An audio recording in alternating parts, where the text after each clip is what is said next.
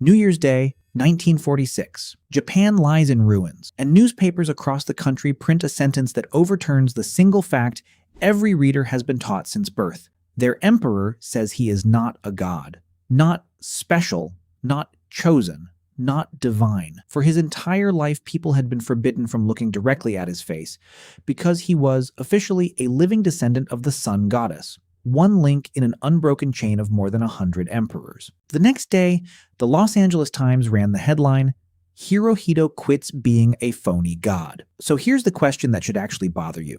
If a god can be unmade by a printed statement in the 20th century, how many of the gods you grew up reading about in mythology started out exactly the same way? As people, ordinary, breathing people who ended up somehow on the other side of that line. And, more importantly, what part of your own brain is still doing this right now to somebody?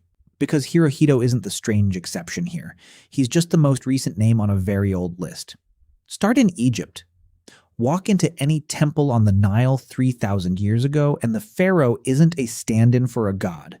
He is one, alive.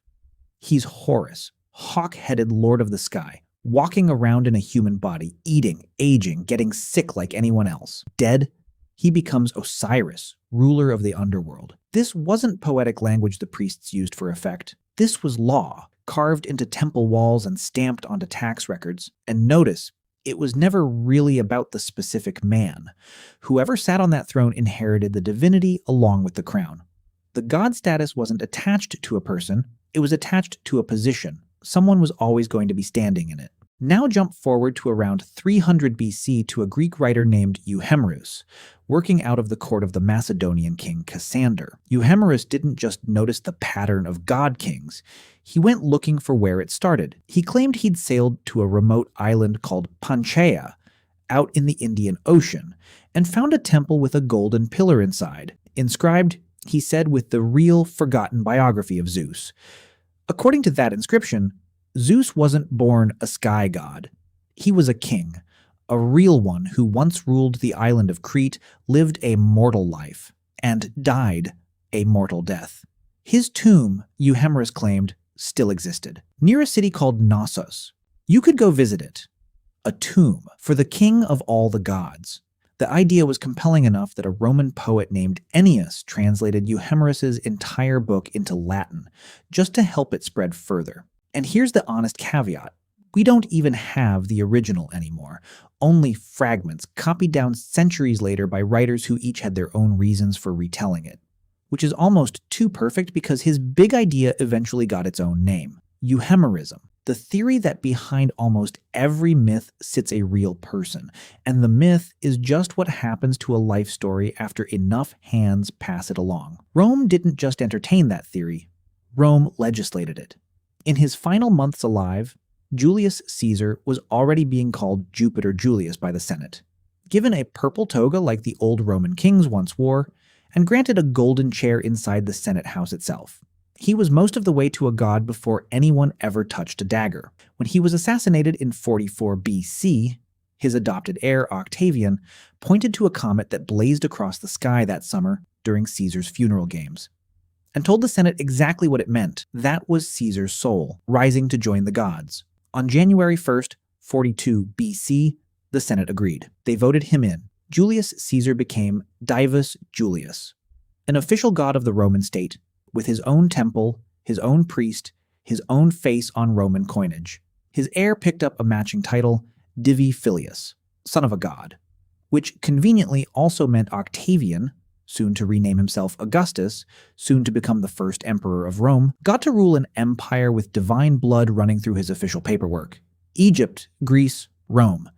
You could look at all three and think, fine, that's just politics. Kings inventing stories to keep people in line. And you'd be half right.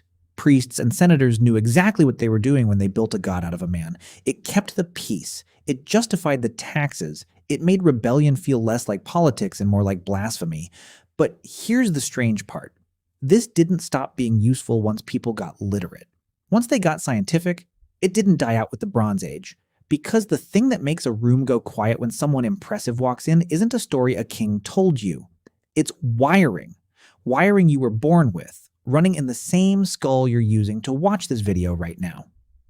In 2001, the anthropologists Joseph Henrich, then at the University of Michigan, and Francisco Gill White at the University of Pennsylvania, published research on what they called prestige psychology. They found two separate routes to status in the human mind.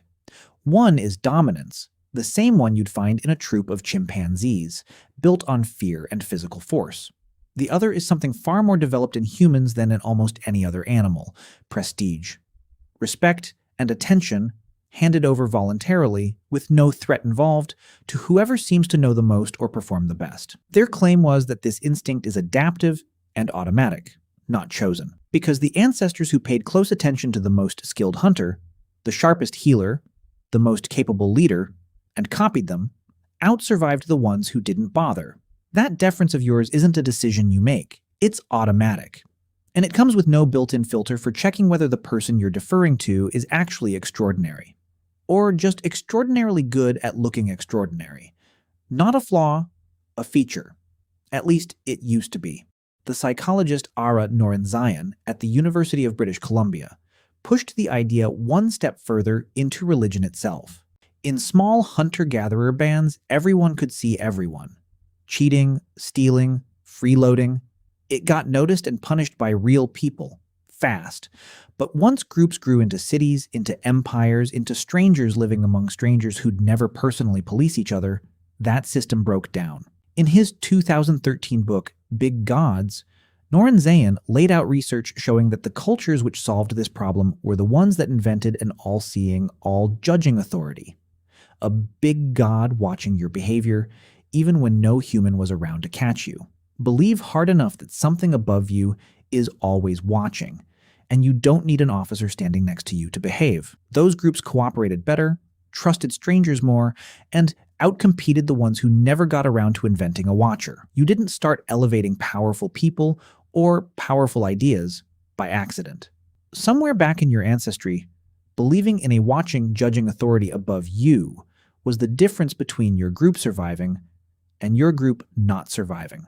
That instinct got built into the hardware. It never got an update. Which brings you back to a Tokyo newspaper on the 1st of January, 1946. The same calendar date, almost 2,000 years earlier, that a room full of Roman senators voted a man into godhood. One decision built a god out of a person. The other quietly took one apart. Different centuries. Same machinery underneath both of them. Humans. Deciding who gets to stand above the rest of us. Look at that list again. A man in a hawk mask ruling as a living sky god. A king's tomb on Crete. A comet mistaken for a rising soul. An emperor so sacred his own subjects weren't allowed to meet his eyes. From here, it all looks almost quaint. Something people used to fall for before they knew better. You don't bow to pharaohs. You don't vote anyone into divinity in a marble building anymore.